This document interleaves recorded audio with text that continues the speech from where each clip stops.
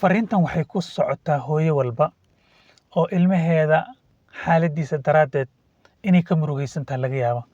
Kuwa qaarkood xaalad quusasho gaaray aadna oo la walwalsan wax walba ay samaysana kari weydo.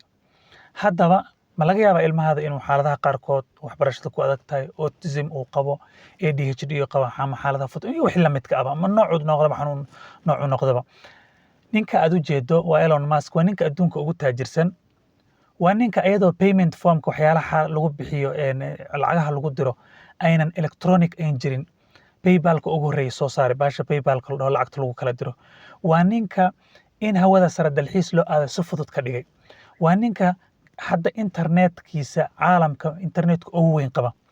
Waa ninka gawaarida shidaalka loo isticmaalayay hadda soo saaray gawaarida ugu khatarsan oo koronto la gelin lagu shaqaysiinaya.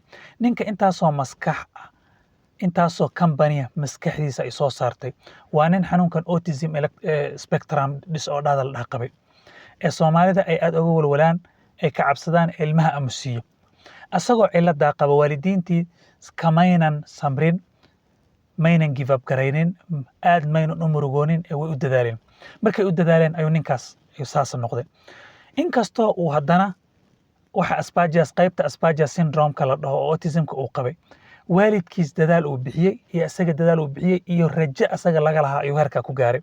Marka waxaan ku boorinayaa hooyo walba xaalad noocaas ku jirta inayna ka niyad dhigin ilmihiina, inna ka rajo dhigin raxmadda Ilaahay. Ilaahay caafimaadka asaga keena. Dhakhaatiir caafimaad gacanta kuma haysato, anaga daawo baan bixinaa.